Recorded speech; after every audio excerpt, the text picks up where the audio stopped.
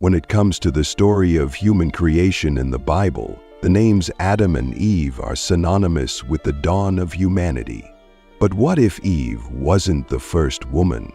What if there was another woman, a figure who preceded Eve, who challenged authority and left her mark on mythology, folklore, and cultural narratives?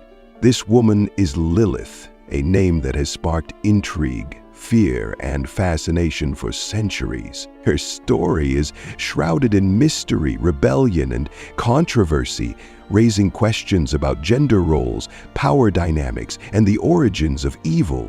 Lilith's story begins with a curious detail in the book of Genesis, which presents two different accounts of human creation.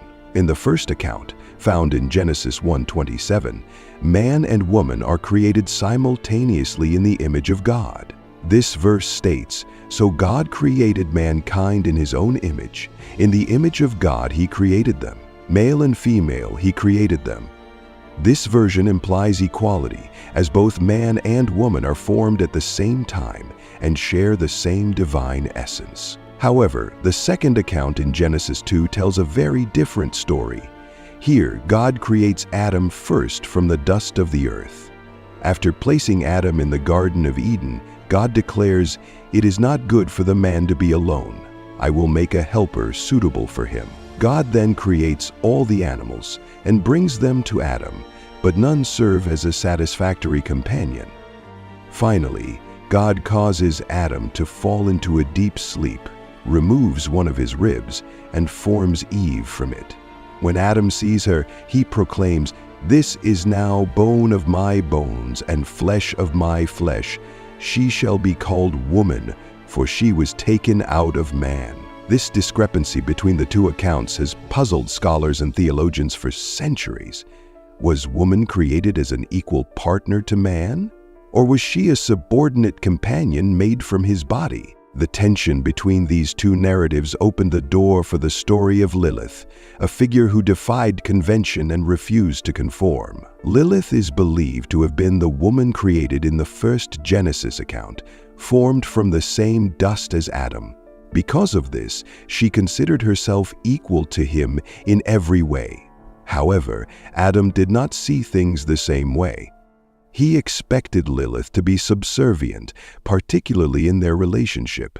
This clash of perspectives led to conflict between the two, with Lilith refusing to submit to Adam's dominance. According to legend, the final straw came when Adam demanded control during intimacy. Lilith rejected this, insisting on equality. In an act of defiance, Lilith uttered the sacred, ineffable name of God, a powerful act that granted her the ability to leave the Garden of Eden. She fled to the wilderness, choosing freedom over subjugation. This act of rebellion set her apart from Eve, who would later be created as a more compliant partner for Adam. Lilith's departure marked the beginning of her transformation into a figure of both fear and fascination. Adam, left alone once again, turned to God for help. In response, God sent 3 angels, Senoi, Sansonoi, and Samanjaluf, to retrieve Lilith. The angels found her near the Red Sea, a region associated with chaos and demons. By this time, Lilith had aligned herself with demonic forces and was said to be giving birth to hundreds of demonic offspring daily. When the angels demanded that she return to Adam, Lilith refused. She declared that she would never return to a life of submission. The angels warned Lilith that if she did not comply, they would kill her demonic children. In response, Lilith made a compromise. She swore that she would not harm newborn children who were protected by amulets bearing the names of the 3 angels. This agreement solidified Lilith's association with infant mortality and the practice of protecting children through sacred charms. Lilith's story is briefly mentioned in the Bible, appearing only once in Isaiah 34:14. This verse describes a desolate wilderness where wild creatures and demons dwell, stating, And desert creatures will meet with hyenas, and goat demons will call out to each other. There also Lilith will settle and find for herself a resting place. This portrayal of Lilith as an outcast and a symbol of rebellion. However, Lilith's origins extend far beyond the Bible. Her story is deeply rooted in ancient Mesopotamian mythology, where similar figures appear under names like Lilitu and Ardat Lili. In Sumerian lore, Lilitu was a spirit of the night associated with storms, seduction, and death.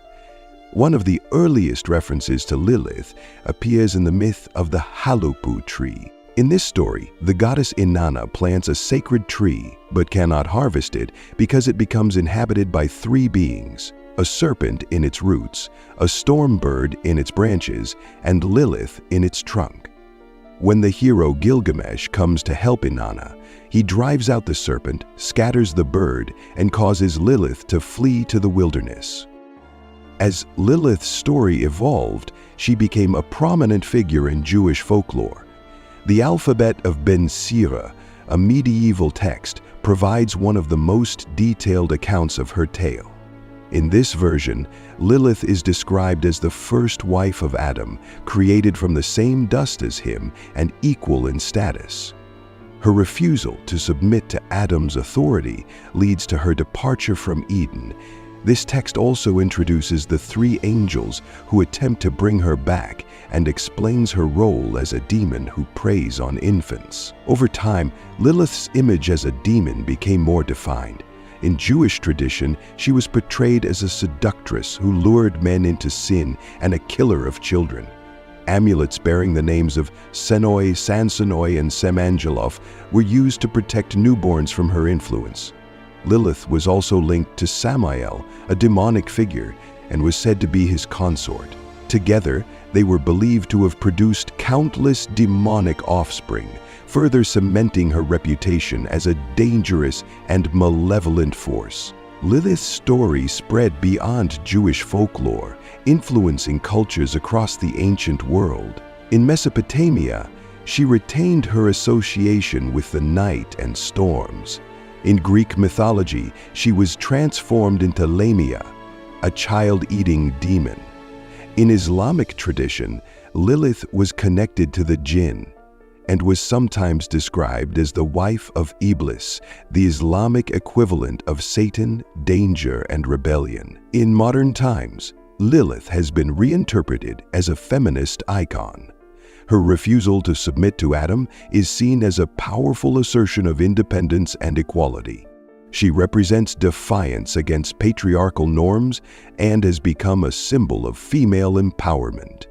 Lilith's story has been celebrated in literature, art, and popular culture, where she is often depicted as a complex and multifaceted figure. The legacy of Lilith is one of transformation and adaptation. From her origins as a figure in ancient mythology to her role as a feminist symbol, Lilith continues to captivate and inspire.